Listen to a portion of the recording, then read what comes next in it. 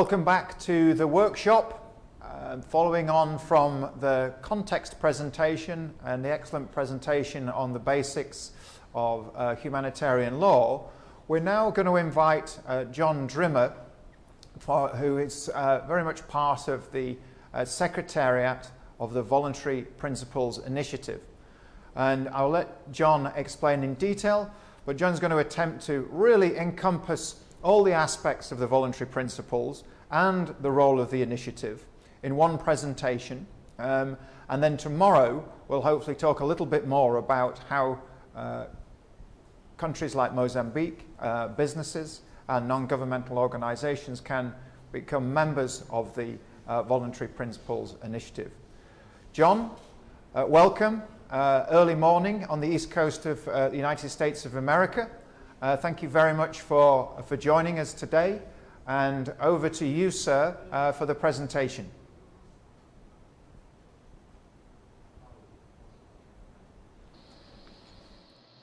Now live. If you want to share your... Good morning. Can you hear me? Loud and clear.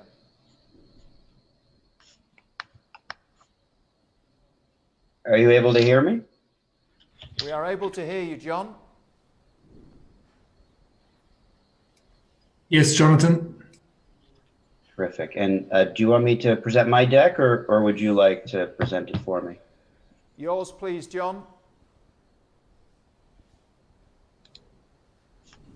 If you could share your screen, please, John.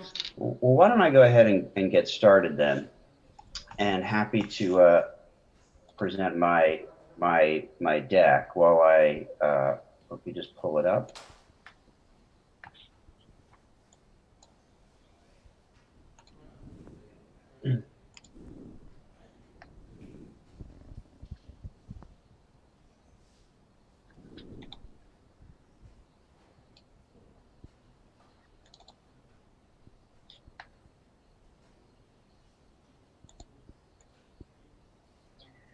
So I'm going to talk about the voluntary principles on security and human rights and provide a description, an update on what the voluntary principles cover.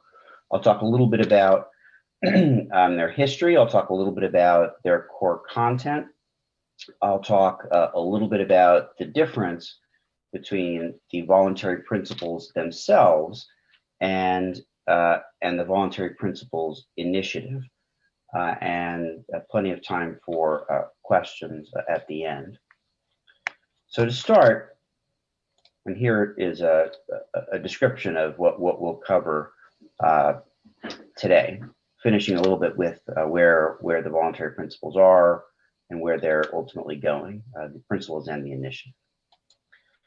So I want to start a little bit about the beginning of the voluntary principles on security and human rights, and then talk a little bit about really what it is.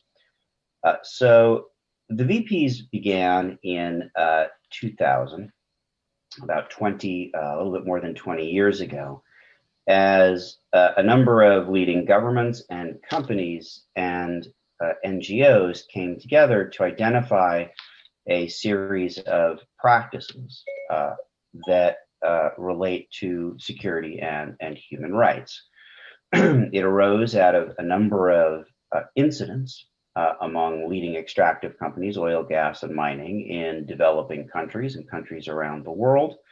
And the US and UK governments wanted to put in place a series of voluntary practices that the companies would follow that would give them confidence as they reached out to foreign governments around the responsible business conduct of those companies. And so the VPs came out of challenges in the security and human rights space in a number of different countries, and involved three different categories of primary participants.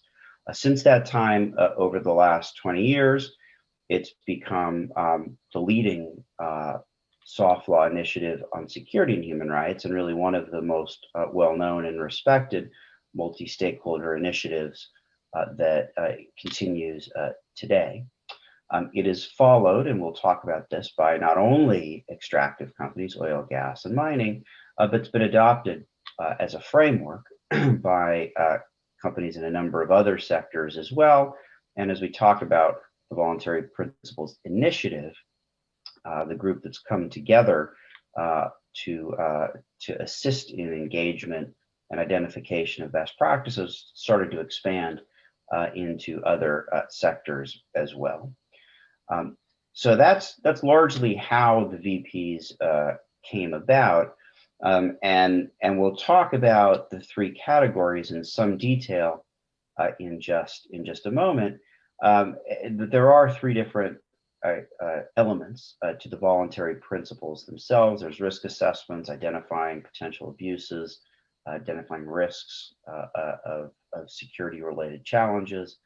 There's public security and engagement between companies and public security personnel, and most of the principles are directed towards companies and their interactions with other parties, but within the public security component, it does talk about a number of practices that are good practices for public security personnel as well.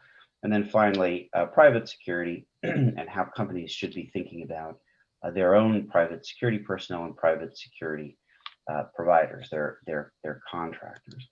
But when we think about the VPs themselves, and we think about really what it is that the VPs do cover, it really is around responsible business conduct much more generally. It is part of a series of expected practice around responsible activity that companies undertake in collaboration with governments, with local communities, with civil society around responsible business conduct. And so when you think about the different actors that come together from their different perspectives, as the diagram illustrates, the VPs does sit in the middle of that as part of responsible behavior. And as we think about security as it relates to the company, as it relates to the community, company, its personnel, company, its assets, as well as local communities in the vicinity of company-related operations, it is one that ultimately you think about in terms of three different pillars, with safety and security really sitting at the center, at the top, for companies, as well as those who are in its immediate vicinity, and the importance of public security to assist with the rule of law, to assist with law and order, to provide that safety, that security, and collaboration with private security personnel of companies to both companies and their nearby neighbors. So what do the VPs actually cover? What are those three different elements? I've outlined them here so you get a vision for what the entirety of the VPs themselves ultimately look like. They do have, again, risk assessments is the first piece, public security is the second piece, private security is the third piece when we talk about the voluntary principles, and within each of these subsections, you'll have a good bit of detail around what it is that is expected for companies, for public security, and for private security providers. So let's start with risk assessments and what is contained within the risk assessment component. And this does come first among the three different sections of the voluntary principles. And again, this is distinct from the initiative, which I'll talk about in a bit. But when we talk about risk assessments, we are talking about assessing risks that are critical to the safety, to the security of individuals. And that can be company personnel, it can be individuals in local communities, it can be assets, but it is safety that we are primarily focused on, also the safety of public security forces, of people who are in positions where they are looking to provide that level of protection. Assessing risk is also critical to the success of operations. If you aren't successful in limiting the nature of the harms, limiting the nature of the threats to operations, it's very difficult to operate. It's what leads to operational shutdowns. It's what leads to evacuations, and the inability to provide quality personnel to help implement and run operations. So understanding the risk is critical to the continuity of business operations. And finally, and perhaps most important, understanding the nature of the security-related risk is critical to protecting human rights, and that is the rights of all of the relevant participants, company, community, as well as security providers themselves. As the VPs ultimately states, it is critical for the success to have a successful risk assessment, a meaningful risk assessment that does provide value in what it offers, for it to be regularly updated and to receive a range of information, a credible information from a range of perspectives.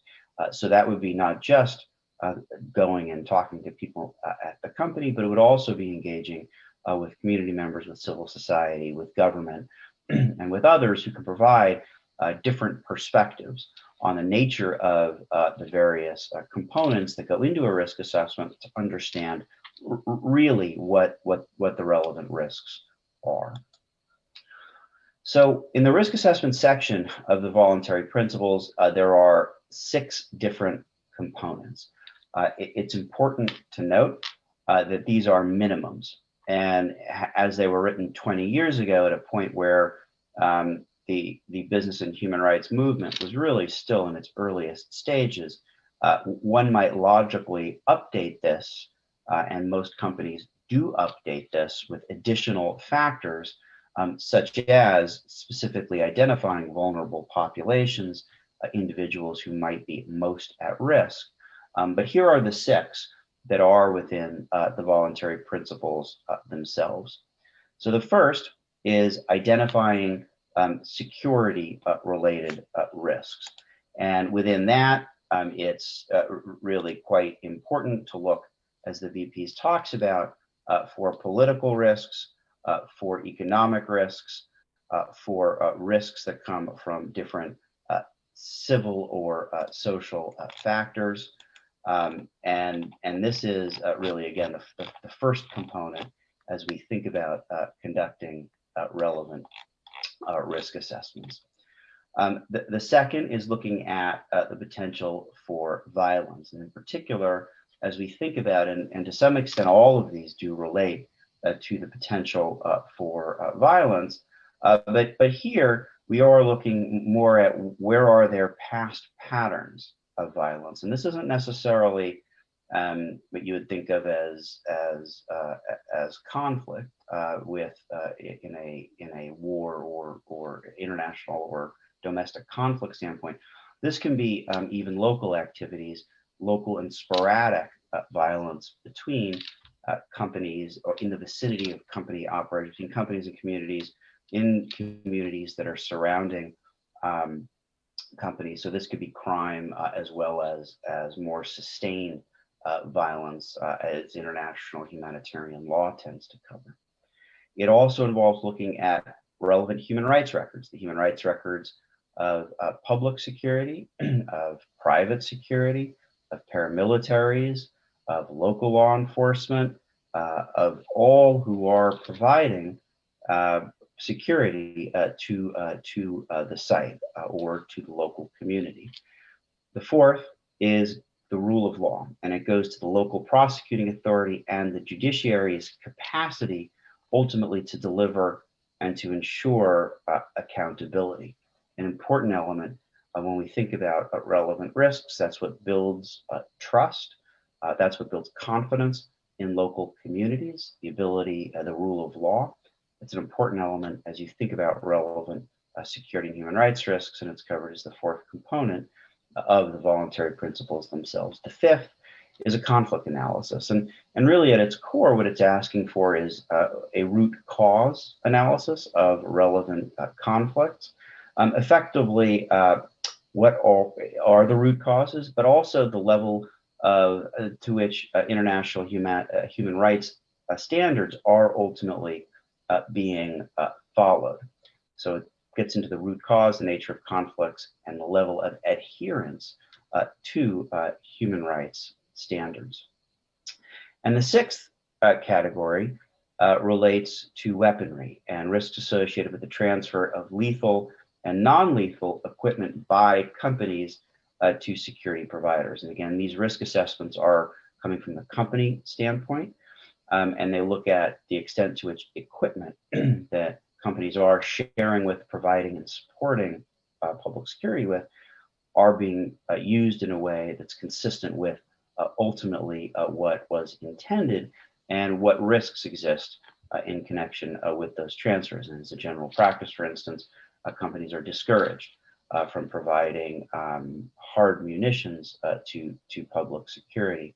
And so looking at the nature of the kinds of equipment and munitions that are provided is always something that is important as part of these steps. And as I say, these 6 steps, which is really critical in understanding the full nature of an operating environment, and understanding the relevant challenges that can arise and allow for appropriate responses by companies, by government, within local communities. It's the first and one of the most important steps in a security and human rights framework, and it does come first within the voluntary principles and security and human rights. So the second category,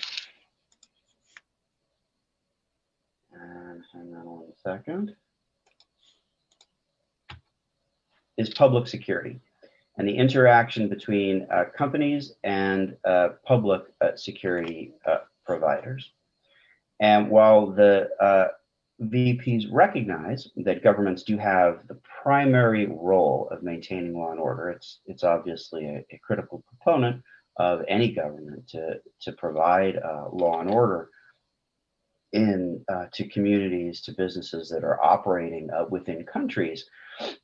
Companies obviously see this as a critical element to ensure that any actions taken by public security providers are consistent with human rights and the protection of human rights. And when we break down what the VPs themselves ultimately hold, it falls into a few different categories. And the first one is consultation and advice.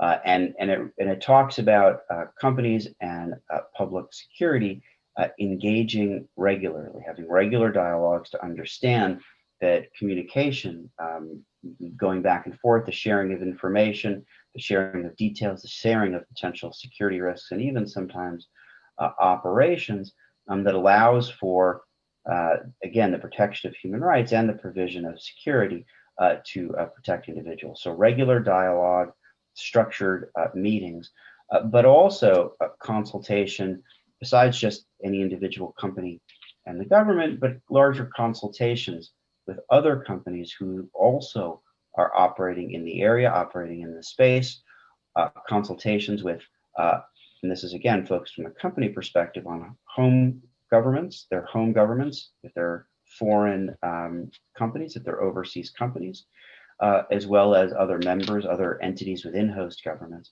and as well as civil society and local communities. And understanding this dialogue and having this dialogue is critically important to the delivery of information and developing confidence and transparency around issues and challenges ultimately that might arise. And it's really around this component, and I'll come back to this when I talk about the Voluntary Principles Initiative, where we are talking about structured dialogue between companies, between host governments, home governments, local communities, and civil society in local operating environments. These are local implementation working groups. It also talks, the VPs, about the importance of companies promoting international law enforcement principles, and with specific reference to key UN instruments in promoting those principles, public security enforcement principles, as well as different efforts to provide training and education to public security personnel. That might include identifying training frameworks and sometimes supporting trainers from entities like the Red Cross or outside of the country to provide specific human rights training if local governments don't themselves have an advanced capacity. But also, companies should be supporting institutions for accountability. When we talk about risk assessments and the rule of law, that's what it's talking about here. Judicial institutions, the investigative components of police forces that allow for the identification and prosecution of wrongdoers, and again, consistent with a rule of law environment. So in addition, when we talk about public security within the VPs, it is also talking about the importance, again, from the company perspective, although it does help shape the expectations for public security personnel, how abuses are ultimately responded to. And that's the second category. First is structured dialogue. Second is responding to abuses. It has several components to it: recording and reporting credible allegations of abuse by public security where they're identified. And again, it's important, and the VPs themselves does recognize that the information should be credible. Should be credible, and it says that in several different places in the document. But where there are credible allegations, it is important. Ultimately, they are reported to appropriate organs within government to allow for their investigation. And it says where it's appropriate for companies to do so, to urge governments to investigate and take action to prevent recurrence when negative impacts arise, where there's credible information of negative impacts. Also talks about the importance of companies monitoring investigations when governments do start them, and pressing for their proper resolution. We talked about risk assessments in terms of providing equipment. The VPs comes back and talks again when equipment is ultimately provided, not just from the risk standpoint at the outset. When equipment is provided, monitoring the use of that equipment and making sure that it is being used as intended, and ultimately, when it's misused, launching investigations. That is something companies can investigate to a point, the use of their own equipment, although obviously investigating potential public security misconduct is something that there's a line that companies ultimately can't go past, that really does fall within the province of government authority. And then finally, ensuring that information that is used as a basis for alleged human rights violations is credible, that it's based on reliable evidence. As I said, this gets into the distinction between having a question or a concern and having something that is based on actual credible evidence. And the VPs does talk about this several times when we do think about abuses and investigations, to prevent investigating issues and incidents that aren't really based on true and accurate and credible information, which is always something that's important for companies, important for government, as well as local communities. So the next element within the VPs does get into private security. Let's go back and make sure I didn't miss anything. Oh, yeah, I did. So I missed within public security, again, when they talk about deployment, again, they talk when public security is actually deployed in the field, it does talk about the primary role of maintaining the rule of law, including safeguarding human rights. That is obviously what public security is supposed to be doing. It's most significant function. But in terms of good practice, it also talks about the importance of deploying a competent, trained, and appropriately equipped public security force in a size that is appropriate and proportional to a threat. Human rights problems can often arise when you have a small contingent of public security that's deployed in response to a much larger threat. That's when lethal force ultimately can be used, one of those situations. And by the same token, if the public security force that's deployed is too large, it's easy for public security personnel to become restless.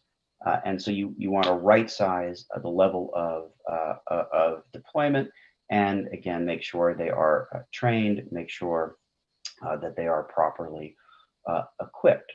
It does talk about import and export of equipment and the importance of complying with export laws and import laws as it relates to weaponry.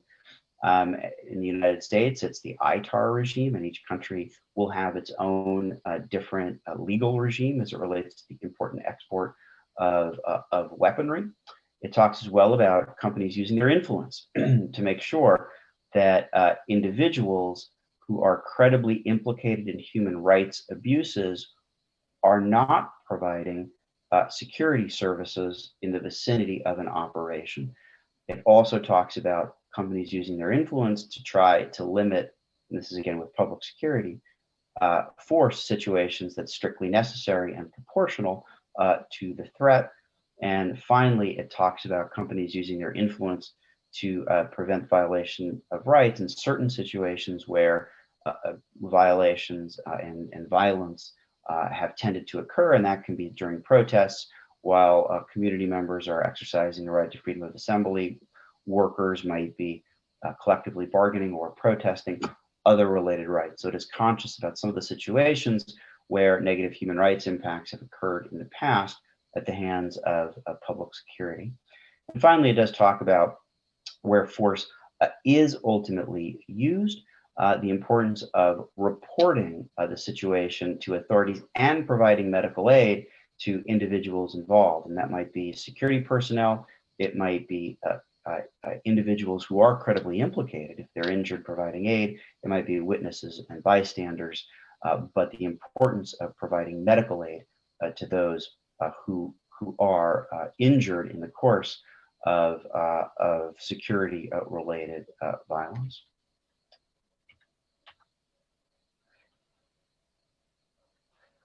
So when we talk about public security and security arrangements, it is, again, we talked before about transparency and the importance of regular consultations, but that should also be done in a structured way with local communities about the impact of the security arrangements. Part of the dialogue is not just the nature of the deployment, it's not just providing a bit of an explanation from the public security side about the situation and the engagement with the company and providing the company's perspectives, but impacts. And community members in these facilitated dialogues providing their questions, their concerns about what they are seeing and how the security arrangements are impacting them, communities that are in the vicinity of company-related operations. And again, this is the crux of the implementation working group structured dialogues when we talk about the Voluntary Principles Initiative. Companies in these settings should be providing their policies about ethical conduct and human rights to public security providers, as well as making sure that local communities understand what they are and pressing that public security, when it is providing support in the vicinity of company operations, is acting consistent, at least with the spirit, if not the letter, of these ethical conduct and human rights policies. And part of, again, what companies do and should be doing is encouraging governments to make their security arrangements as transparent and accessible to local communities, as well as to internal stakeholders, company employees, as possible, consistent, obviously, with confidentiality and good practice, and the need sometimes to keep security arrangements not as transparent as possible for safety related reasons.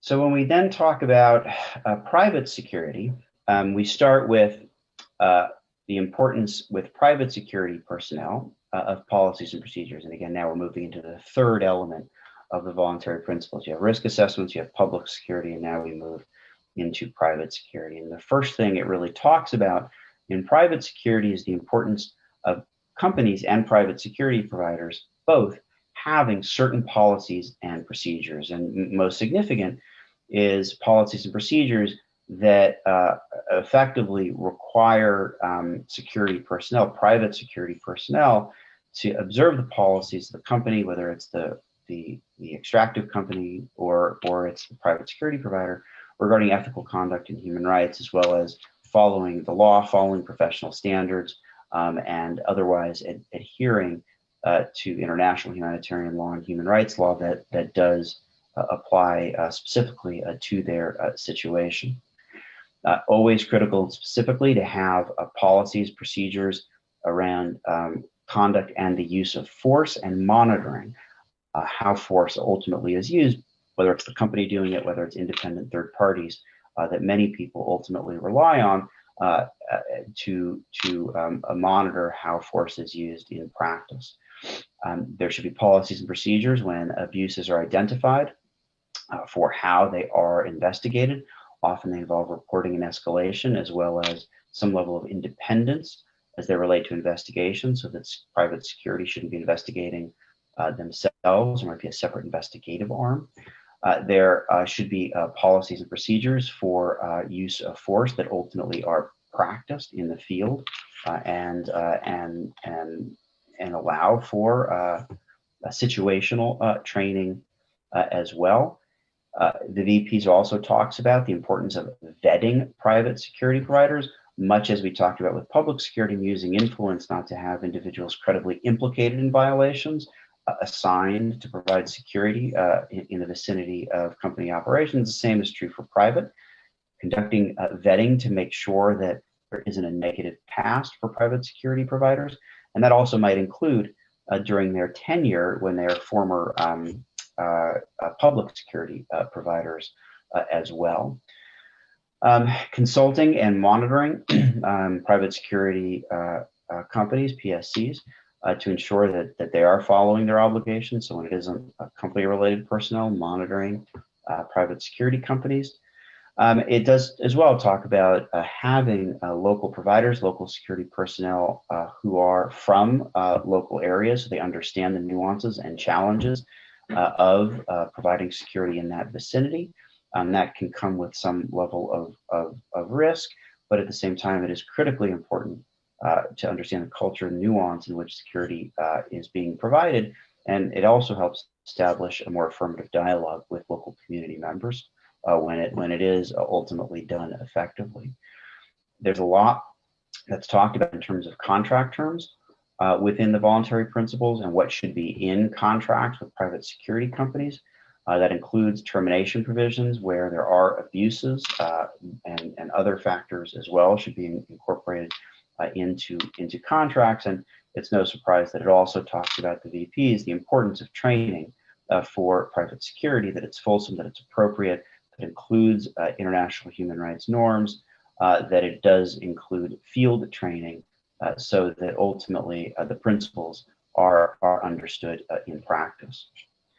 When we talk about private security and deployment for private security, again, avoiding actually putting into the field individuals who are credibly implicated, making sure people who are put into the field have high levels of proficiency and training, limiting forces to those situations where it's strictly necessary and proportionate, focusing on those situations of where risks can be higher, like times of protests, freedom of assembly, reporting issues to the company and taking disciplinary action where appropriate, where force ultimately is used. As with public security, talks about the importance of medical aid, and it talks about, again, the importance of consultation with a range of actors around security that is being provided to allow for a fulsome exchange and understanding the impacts and perceived impacts and risks and challenges with local communities. So that in detail is the VPs around public security, and then of course responding to abuses, investigations, procedures for investigations, disciplinary measures, and if law enforcement is involved in investigation of private security monitoring the status. So those are the three different categories. When we think about the VPs, they are integrated by companies into their security policies, into their security procedures. They are applied on the ground around the world, and ultimately are the backbone of what we think about in terms of responsible business conduct in security and human rights situations, particularly from a company perspective. When we think about things in the vicinity of company-related operations, which is really how the VPs ultimately are geared. How are they most effectively implemented? Well, within the VPs, we've identified a number of practices, and here are some on the next couple of slides that have been identified as best practice in taking these principles and actually applying them on the ground. The first is the importance of a high level or executive sponsorship from the CEO level or senior management level of companies to help identify and the importance of the VPs and to obtain appropriate resources, to develop a culture of human rights throughout the company, which is not that easy to do, easy to say, not that easy to do, but it does certainly start at the top with senior management, CEOs, and boards. But having a human rights culture throughout the company is important for the implementation of a security and human rights framework.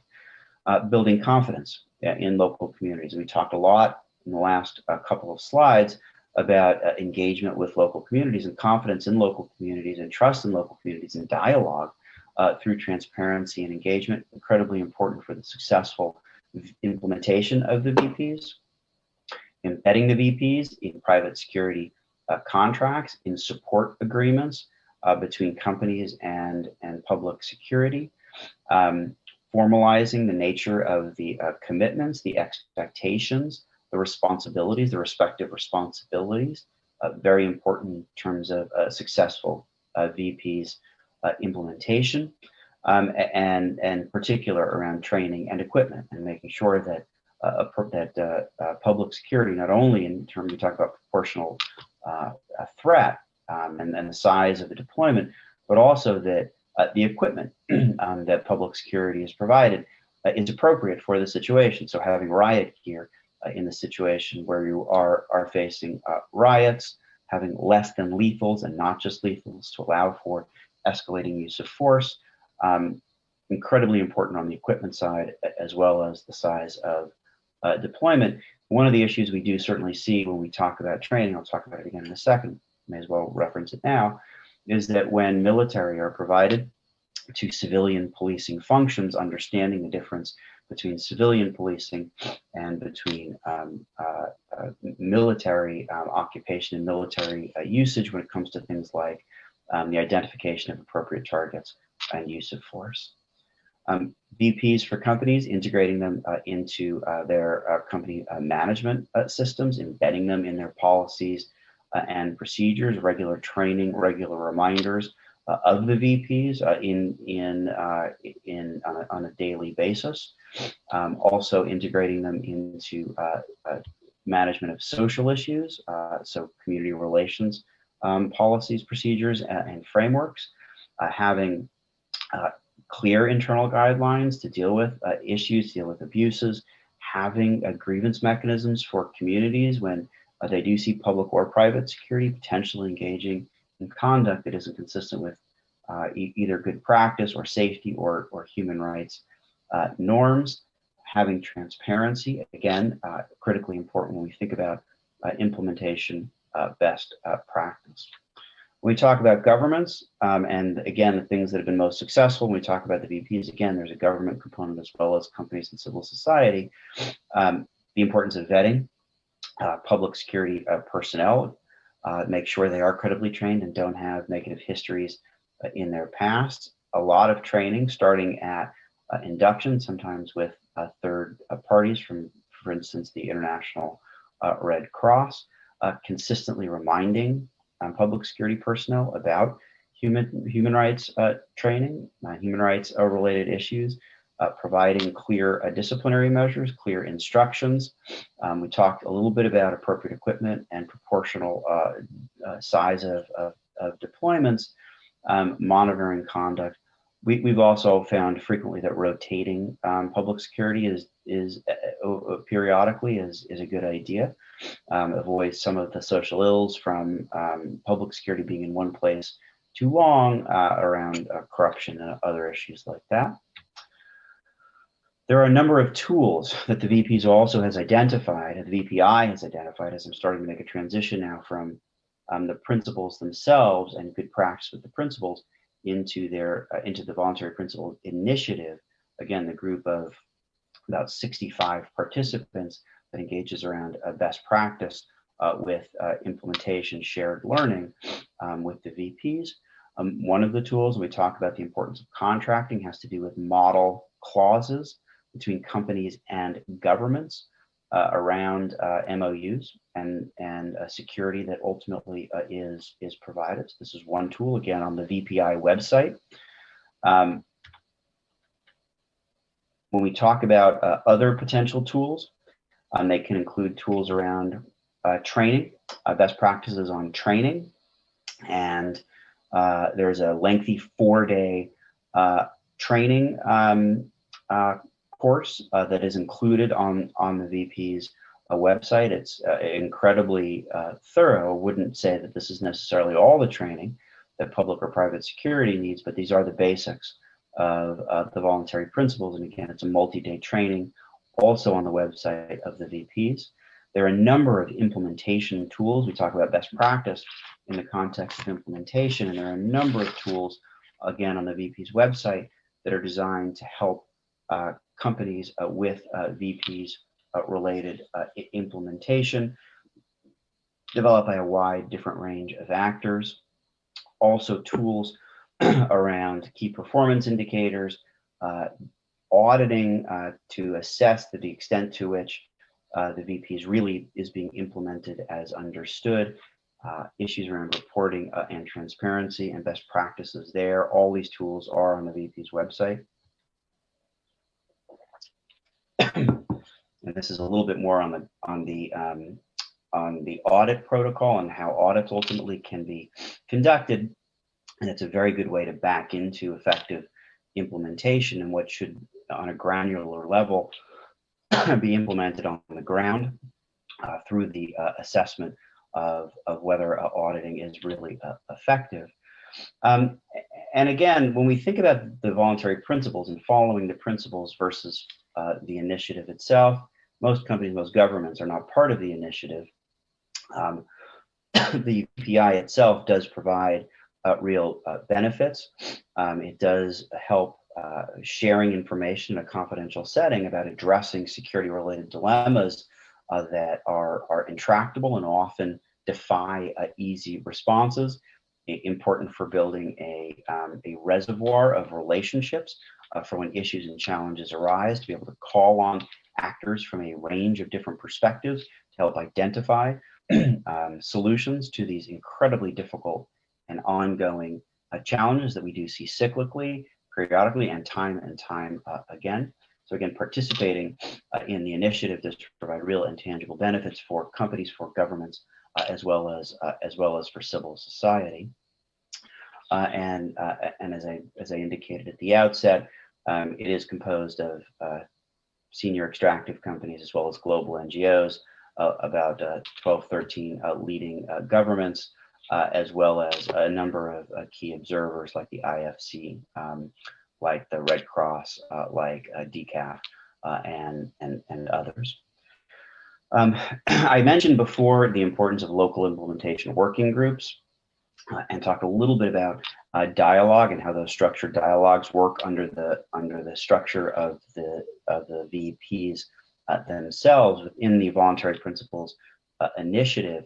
There are 4 different groups, and others are being contemplated right now: Myanmar, Peru, Ghana, and Nigeria, to focus on security arrangements, transparency, impacts, perspectives of companies, of public security, of local communities, local civil society, international civil society, host and home government. So a range of different actors participating in these dialogues to understand security arrangements and their impacts. It's one of the important features of the VPs. It is growing.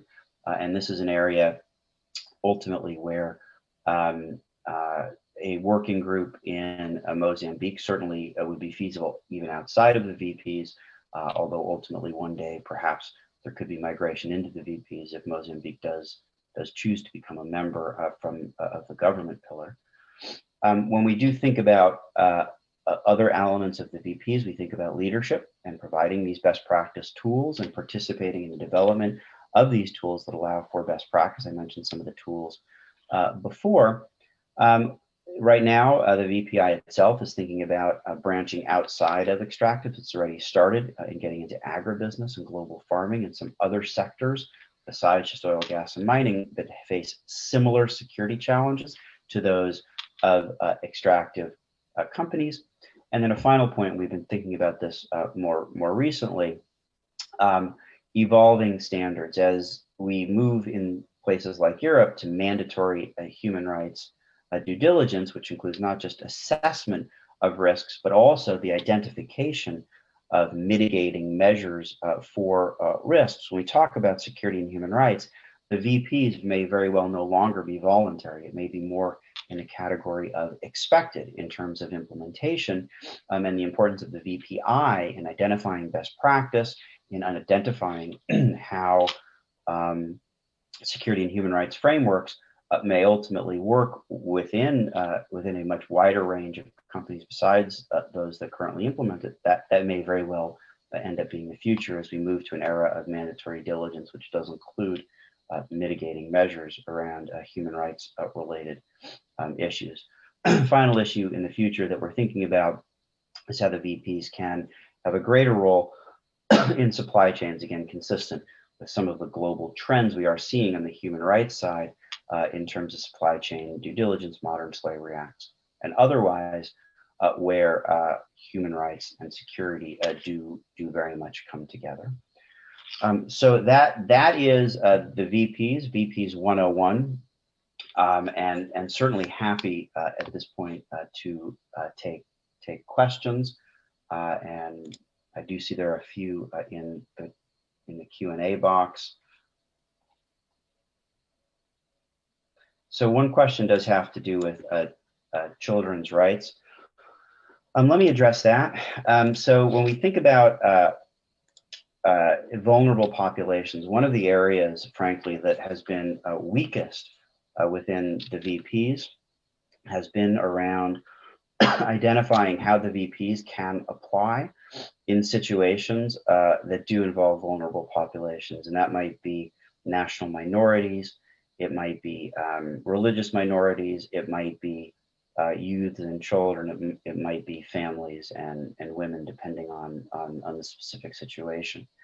And absolutely some of the tools that have been developed have focused on child rights, children's rights, the rights of youths, and how they are impacted by security related operations. I do think this is an area within the VPI itself where we can continue to push, and that is around tools for identification of risks around particularly vulnerable populations, as well as responsive approaches. I think we can certainly do a lot more in that area in conjunction with UNICEF. We're with UNICEF, and UNICEF Canada helped leading the way. Certain tools were developed around a child rights checklist in the context of the VPs, as well as a guidance document. Work also was done around gender-related violence that was done in conjunction with or even led by ICOCA, the International Code of Conduct for Private Security Providers, which is also an observer and works closely within the Voluntary Principles Initiative.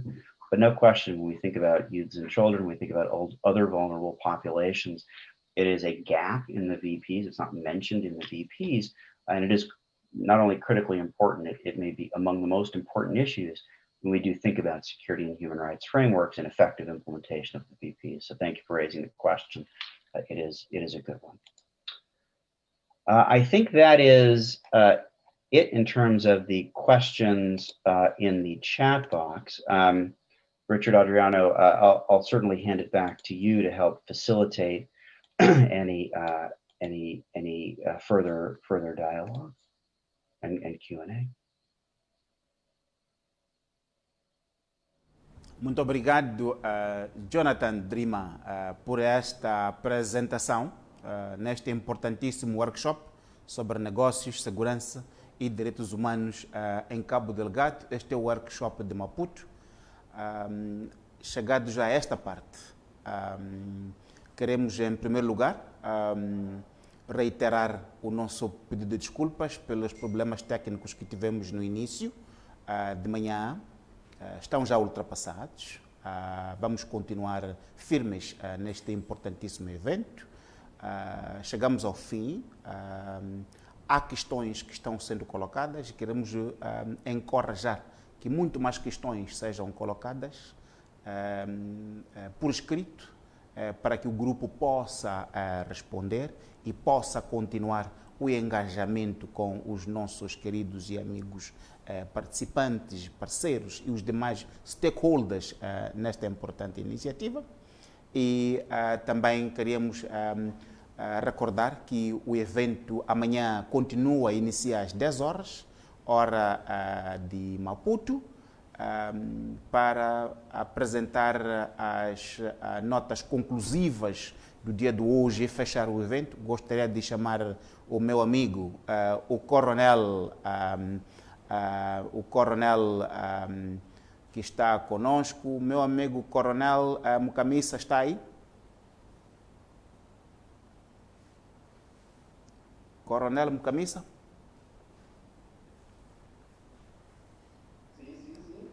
Por favor, hoje chegamos ao fim à sessão de hoje.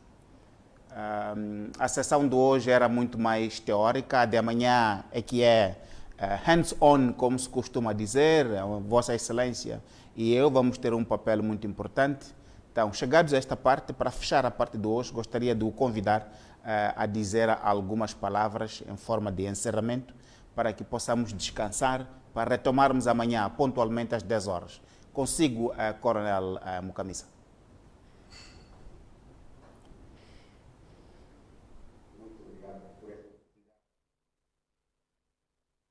De participar neste importantíssimo evento e por aquilo que eu acompanhei as apresentações feitas durante o dia de hoje, tenho a dizer que, de fato, estamos num bom caminho.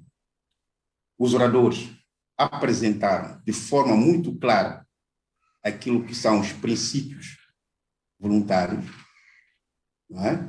Em consonância com aquilo que é o tema deste workshop, negócios e defesa dos direitos humanos.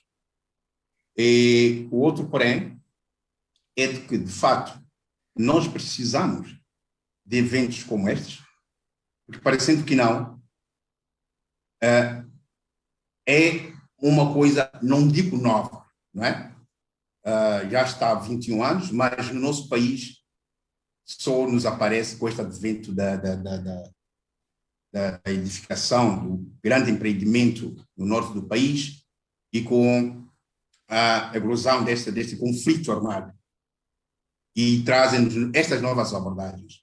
Daí que eu digo, seria mesmo necessário que tivéssemos ou pudéssemos ter mais oportunidades dessa natureza para interagirmos com o nosso povo, com os nossos acadêmicos, de maneiras que nos tragam mais inputs e daí podermos fazer um bom proveito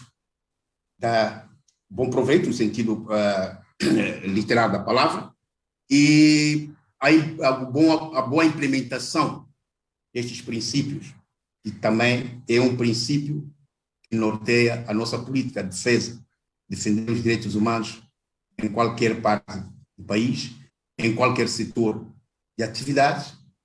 E, por isso mesmo, eu diria que foi um dia muito produtivo em termos de explanação, em termos de aprendizagem e em termos de abordagens desse tema que, mais uma vez, considero de vital importância para o nosso país.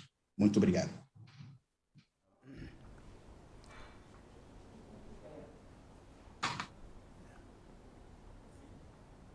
Muito obrigado, Coronel Mukamisa. Muito obrigado a todos. Continuação de uma boa tarde de uma boa manhã, de uma boa noite, conforme o local de cada um. Estamos juntos, continuamos amanhã pontualmente às 10 horas para o segundo e último dia do nosso workshop sobre negócios, segurança e direitos humanos em Cabo Delgado, em Moçambique. Muito obrigado, boa tarde, estamos juntos.